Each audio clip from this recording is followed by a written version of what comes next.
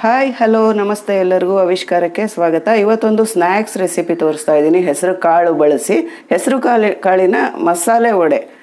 ಇದಕ್ಕೆ ನಾನು ಹೆಸರು ಕಾಳನ್ನು 6 hours ನೆನೆಸಿಟ್ಕೊಂಡಿದ್ದೀನಿ. 1 ಕಪ್ ಅಷ್ಟು ಹೆಸರು ಕಾಳನ್ನು 6 hours ನೆನೆಸಿಟ್ಕೊಂಡಿದ್ದೀನಿ. ಮತ್ತು ಸಬ್ಸಿಗೆ ಸೊಪ್ಪು, ಕೊತ್ತಂಬರಿ ಸೊಪ್ಪು, ಸಣ್ಣದಾಗಿ ಹಚ್ಚಿಟ್ಕೊಂಡಿರೋ ಕ್ಯಾಪ್ಸಿಕಮ್, ಈರುಳ್ಳಿ ಮತ್ತು ತುರಿದಿಟ್ಕೊಂಡಿರೋ ಕ್ಯಾರೆಟು ಎಲ್ಲ ಸ್ವಲ್ಪ ಹಾಕ್ಕೊಂಡಿದ್ದೀನಿ. ಕ್ವಾಂಟಿಟಿ ಸ್ವಲ್ಪ ಆದ್ದರಿಂದ.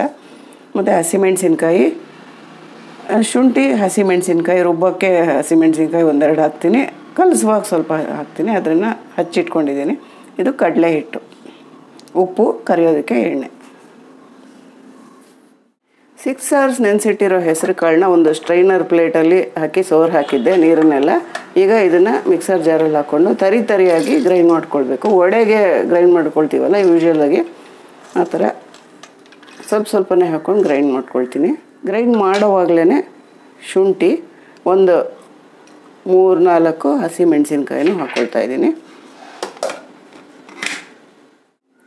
ಈಗ ರುಬ್ಕೊಂಡಿದ್ದಾಗಿದೆ, ಈ ಥರ ಹದದಲ್ಲಿ ರುಬ್ಕೊಂಡಿದ್ದೀನಿ. ಇದಕ್ಕೀಗ ಸಣ್ಣದಾಗಿ ಹಚ್ಚಿಟ್ಕೊಂಡಿರೋ ಈರುಳ್ಳಿ ಹಾಕ್ತಾ ಇದ್ದೀನಿ, ಕ್ಯಾರೆಟ್ ತುರಿ, ಕೊತ್ತಂಬರಿ ಸೊಪ್ಪು, ಸಬ್ಸಿಗೆ ಸೊಪ್ಪು ಮತ್ತು ಕ್ಯಾಪ್ಸಿಕಮ್ ಎಲ್ಲನೂ ಹಾಕಿದೆ. ಸಣ್ಣದಾಗಿ ಹಚ್ಚಿಟ್ಕೊಂಡಿರೋ ಹಸಿಮೆಣಸಿನ್ಕಾಯಿ, ಉಪ್ಪು ಮತ್ತು ಬೈಂಡಿಂಗ್ಗೆ 2 ಸ್ಪೂನಷ್ಟು ಕಡಲೆ ಹಿಟ್ಟು ಹಾಕ್ಕೊಳ್ತೀನಿ, 2 ಟೇಬಲ್ ಸ್ಪೂನಷ್ಟು. ಈಗ ಇದನ್ನೆಲ್ಲ ಚೆನ್ನಾಗಿ ಮಿಕ್ಸ್ ಮಾಡೋಣ. ವಡೆಗೆ ಹಿಟ್ಟು ಕಲಸಿದ್ದಾಯಿತು, ಈ ಹದದಲ್ಲಿದೆ. ಇದು ಹೆಸರು ಕಾಳನ್ನ ರುಬ್ಬಬೇಕಾದ್ರೆ 1 ಡ್ರಾಪ್ ಕೂಡ ನೀರು ಹಾಕಿಲ್ಲ, ನೀರು ಹಾಕ್ದೇ ರುಬ್ಕೊಳ್ಬೇಕು. ಈರುಳ್ಳಿ ಎಲ್ಲ ಹಾಕಿರೋದ್ರಿಂದ ತುಂಬ ಹೊತ್ತು ಇಡಬಾರ್ದು, ಕಲಸಿದ ಕೂಡಲೇ ವಡೆ ಮಾಡ್ಕೊಂಡು ಬಿಡಬೇಕು. ಈಗ ಎಣ್ಣೆ ಕಾದಿದೆ, ವಡೆನ ಇಷ್ಟಪ್ಪ ಉಂಡೆ ತಗೊಂಡು ವಡೆ ಥರ ಈ ರೀತಿ ತಟ್ಕೊಂಡು ಹಾಕ್ತಾಯಿದ್ದೀನಿ.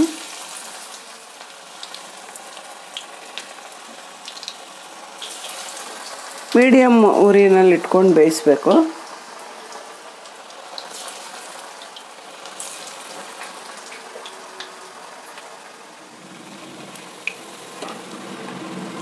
ಸ್ವಲ್ಪ ಬೆಂದ ಮೇಲೆ ತಿರುವಾಕಬೇಕು, ಮೊದಲೇ ತಿರುವಾಕಕ್ಕೆ ಹೋಗಬಾರ್ದು, ಮುರಿದೋಗೋ ಚಾನ್ಸಸ್ ಇರುತ್ತೆ.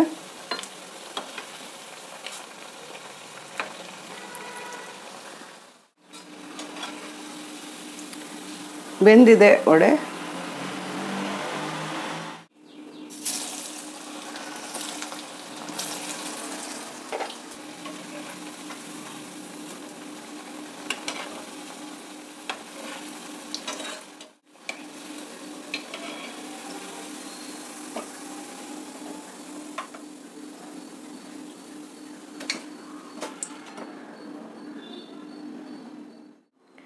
ಹೆಸರು ಕಾಳು ಮಸಾಲೆ ವಡೆ ಸಂಜೆ ಟೀ ಟೈಮ್ ಸ್ನ್ಯಾಕ್ ಆಗಿ ಕೂಡ ಮಾಡ್ಕೊಳ್ಬೋದು, ಇಲ್ಲ ಮನೆಗಳಲ್ಲಿ ಪಾರ್ಟಿ ಇದ್ದಾಗ ಮಾಡೋದಕ್ಕೂ ತುಂಬ ಚೆನ್ನಾಗಿರುತ್ತೆ.